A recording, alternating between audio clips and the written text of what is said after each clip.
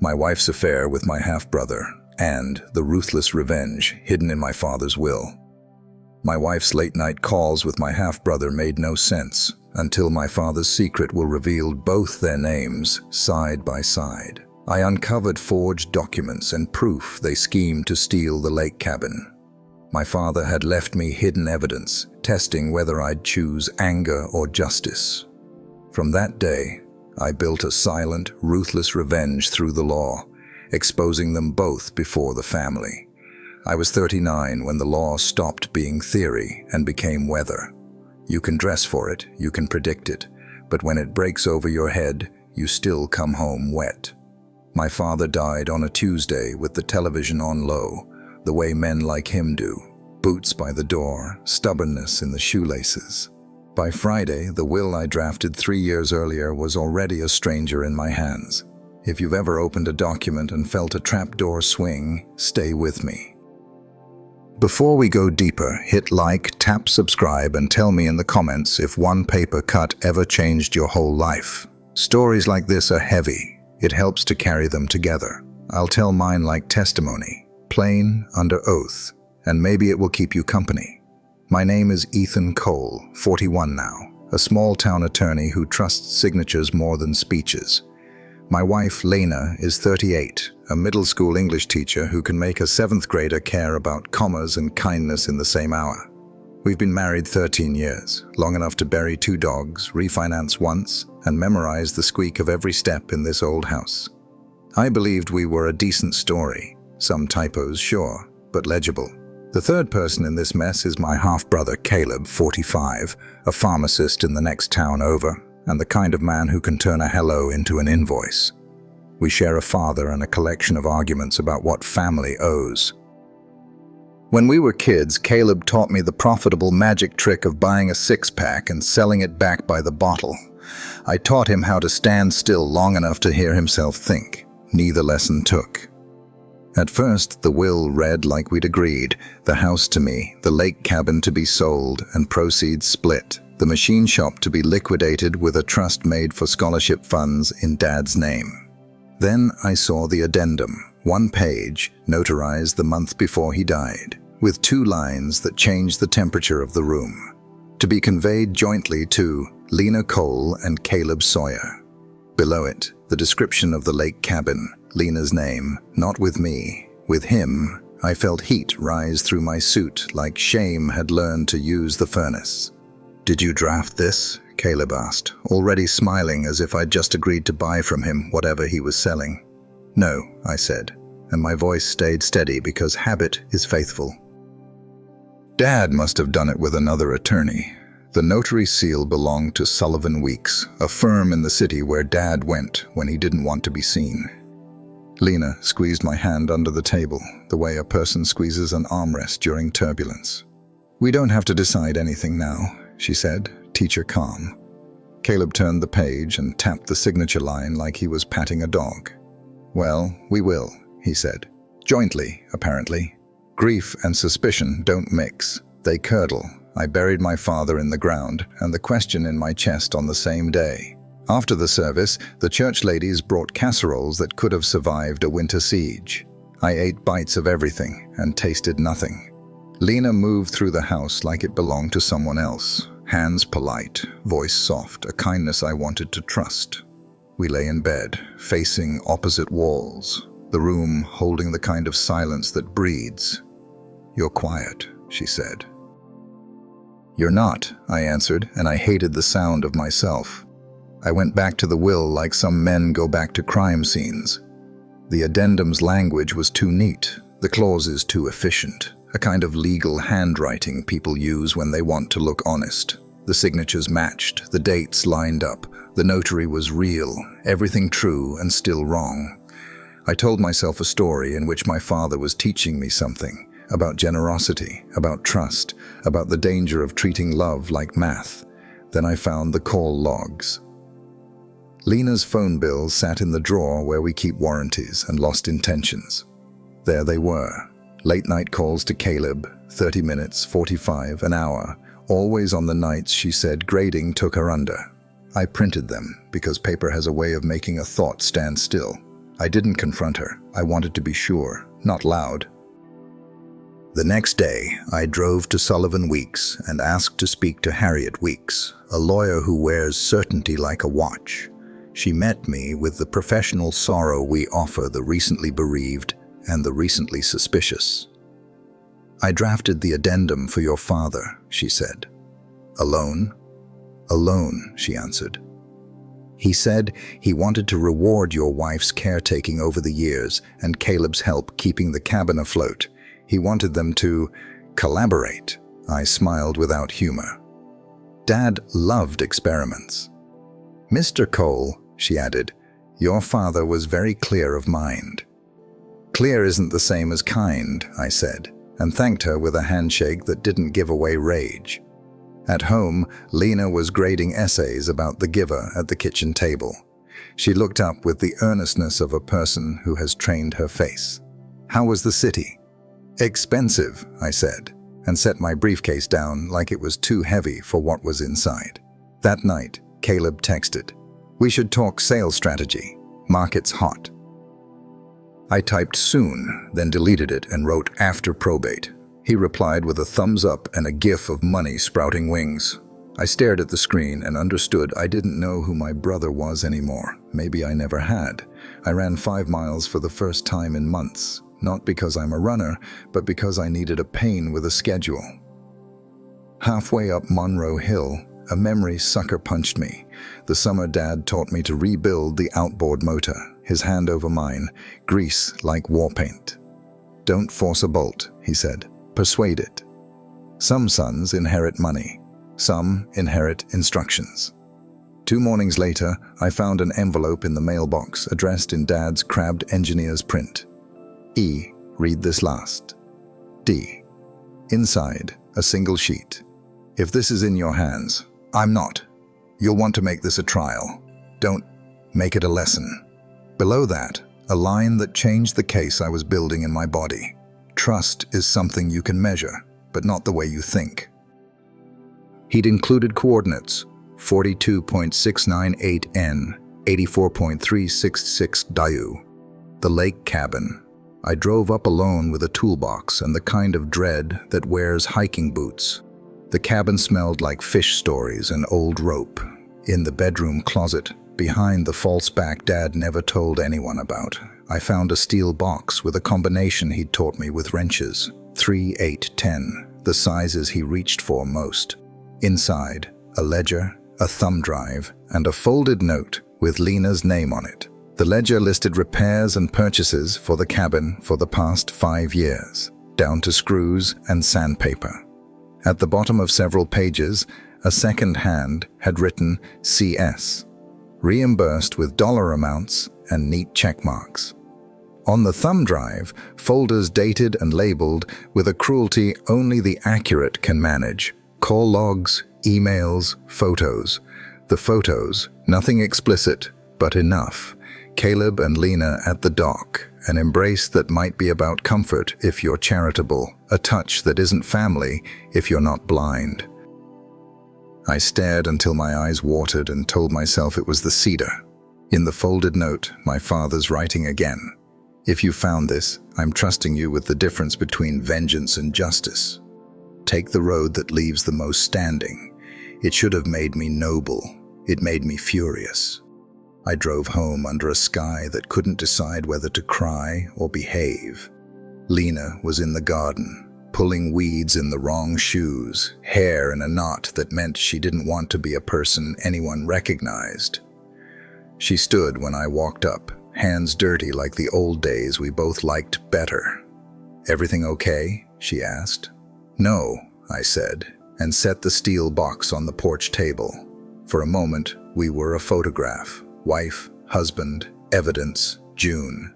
She looked at the box, then at me, and I watched the stages of grief, denial, bargaining, calculation pass across her face, fast and practiced. "Ethan," she began, and stopped, because names don't work when the world just shifted. "I need the truth," I said, "or I will make my own." She closed her eyes, opened them like a difficult book, and said, "It isn't what you think." "Then tell me what it is." She swallowed. It started with your father's hospital stays. Caleb offered to help with errands, with the cabin, with things you didn't have time for. We talked too much about grief, about money, about how tired I was of being the adult in every room.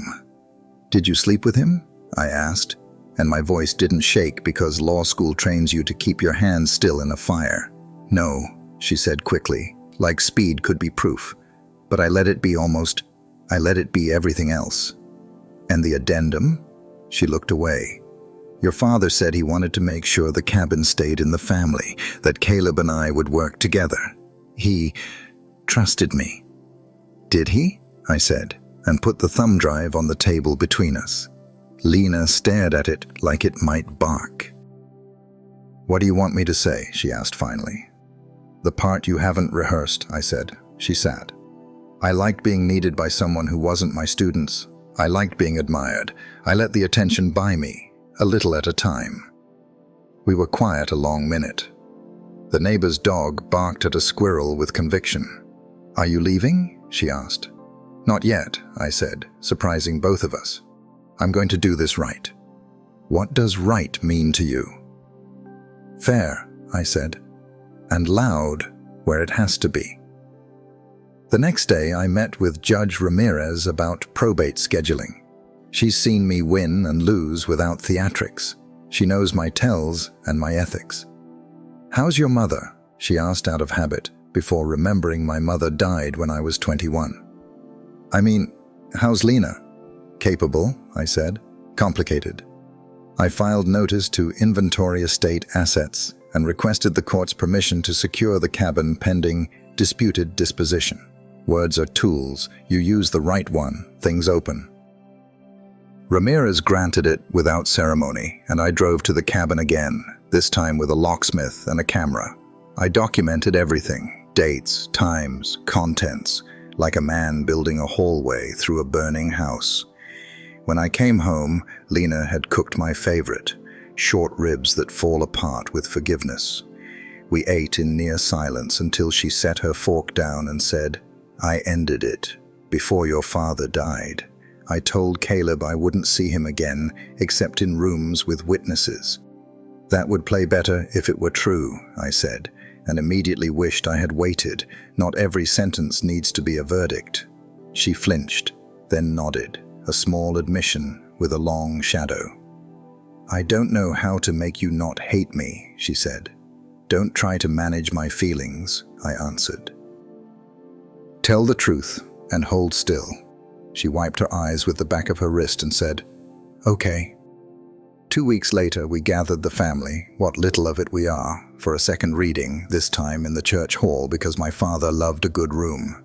Caleb arrived in a suit that wanted to be congratulated. Lena wore a black dress she reserves for funerals, and I tried not to take it personally. The will sat between us like a puzzle we were all pretending not to enjoy. I stood, cleared my throat, and said, There's an addendum. Caleb smiled. We know. And there's also context, I added, and watched his face test the word for poison. I set the ledger on the table, then the printed call logs, then the affidavit from Sullivan Weeks confirming the execution date, then my motion securing the cabin pending dispute. I'm not here to humiliate anyone, I said, and meant it more than I wanted to. I'm here to keep my father's wishes intact and to make sure this family has something left when we're done. Your father's wish, Caleb said, was for Lena and me to hold the cabin together. Was it? I asked, and produced the note with the coordinates and the line about measuring trust. Caleb read it. The room tilted.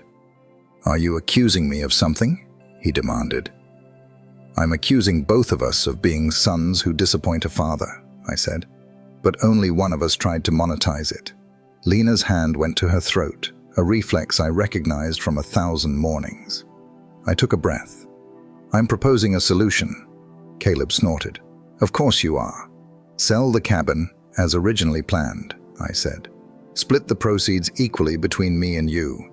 Any reimbursements you claim from the last 5 years, submit with receipts, and Lena renounces any claim to title. Absolutely not, Caleb said. "The addendum is binding. The court will decide," I replied. "But if we go there, the record goes there too." He looked at Lena, then at the ledger, then at the eyes of 3 cousins pretending to be furniture. "Fine," he said, like a man agreeing to be merciful. "But I want the dock. I built that damn dock." "You built it with Dad," I said.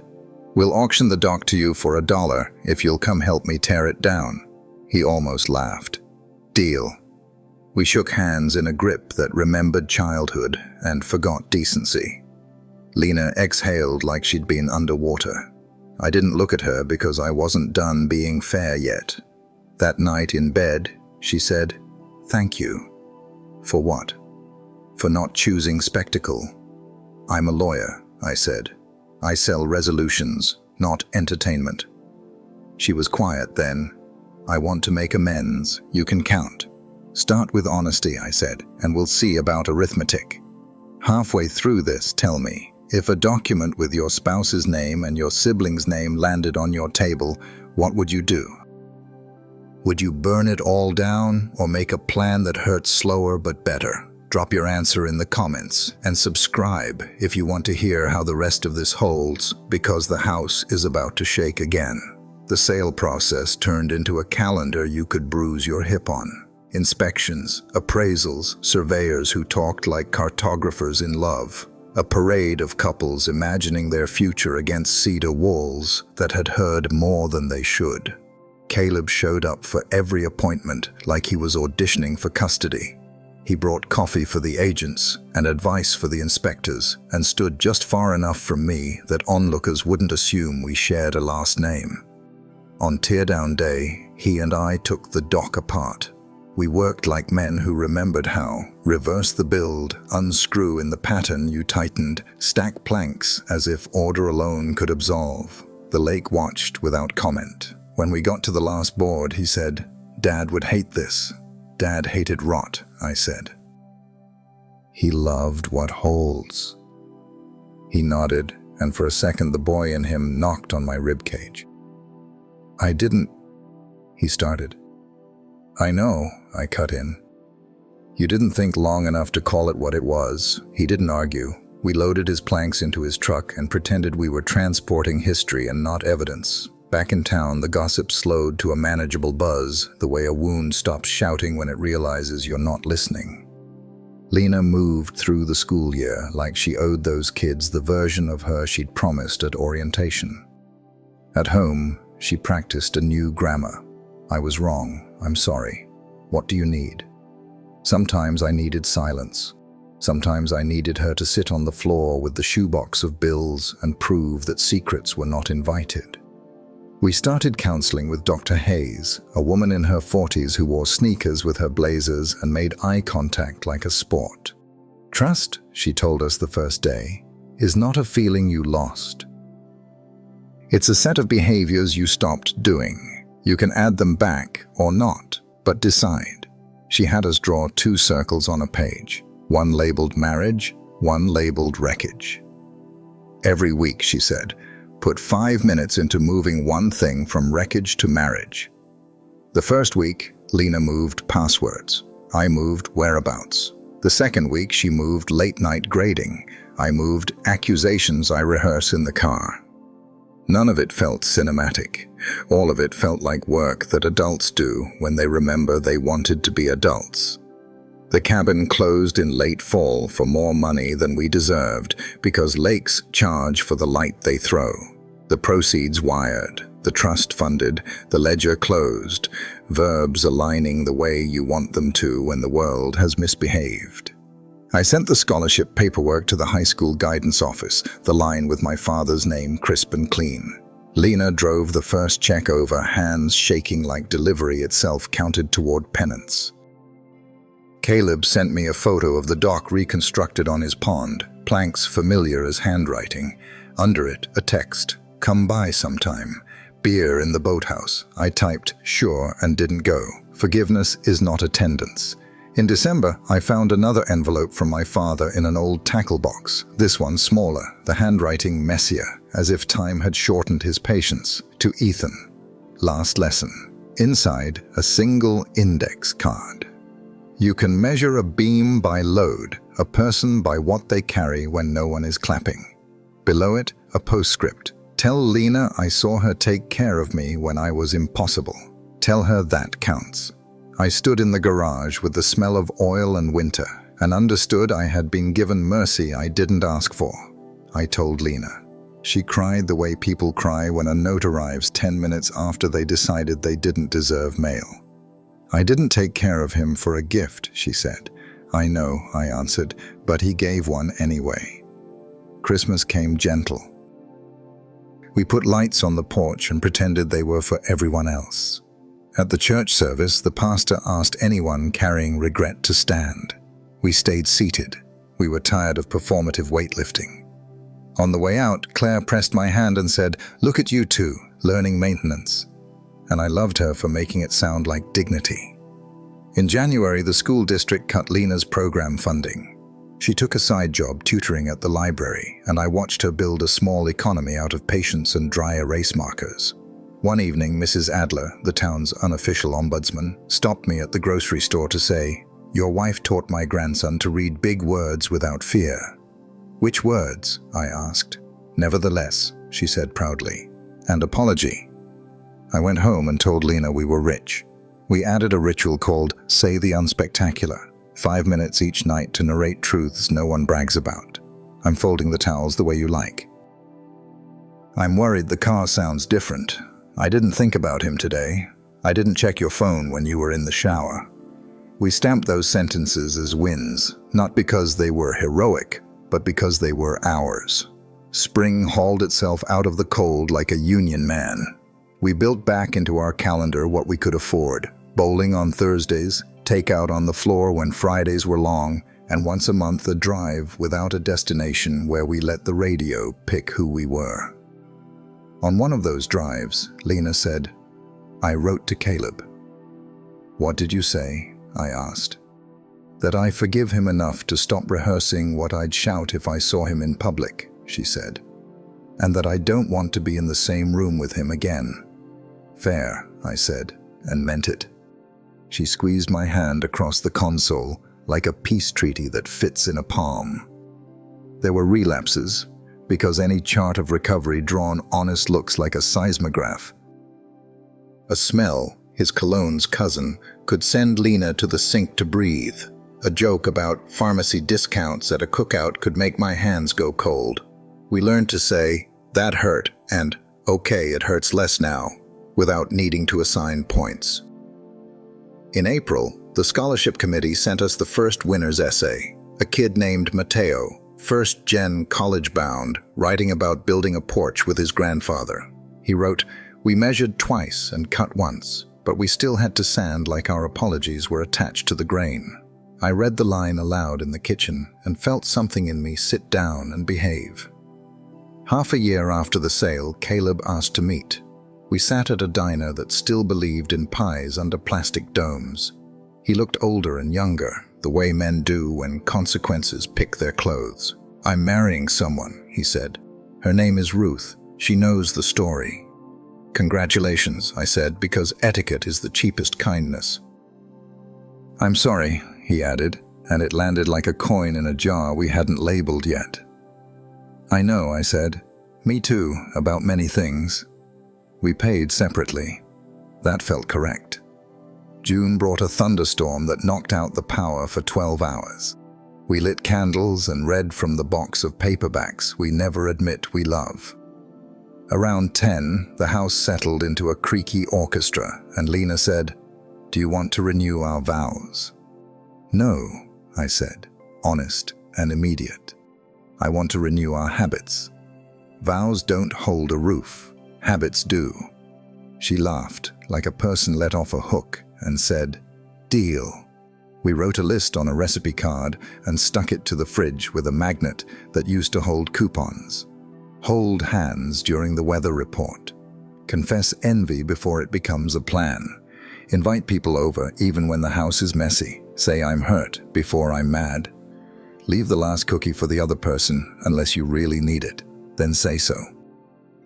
A week later, I found the final envelope from my father, tucked in a hollow he'd carved into the top stair. For a man who hated drama, he loved a reveal.